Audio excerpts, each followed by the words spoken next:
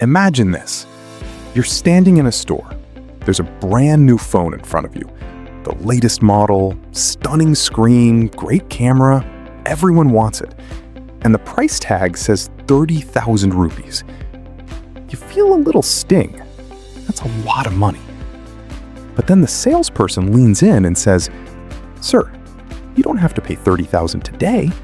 Just pay 1,200 a month."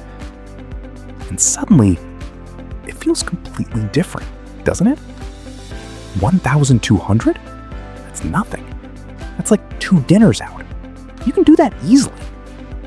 So you say yes. And here's the thing. In that exact moment, something very sneaky happened inside your brain. Something that most people never notice. Something that is quietly keeping millions of people broke, even when they feel like they're doing fine. Because that 1,200 rupees, it didn't make the phone cheaper. It just made the pain disappear. And that's exactly what we're going to talk about today. The EMI trap. Why it makes you feel rich while slowly making you poor. And what's really happening in your mind every single time you say yes to one. Here's the story most of us are living. You've got a decent income. Maybe not extraordinary, but enough to cover your basics comfortably. You feel okay about money. You're not going into crisis, you're not starving. Life feels manageable.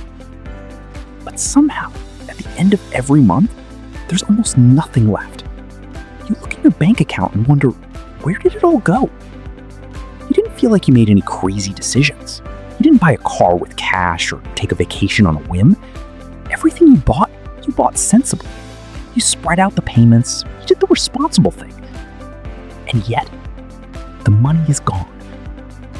This is the EMI illusion at work, and it's one of the most powerful financial traps ever created. Not because it's complicated, but because it feels so completely reasonable. EMI stands for equated monthly installment. Basically, you buy something today and pay for it in small pieces over time.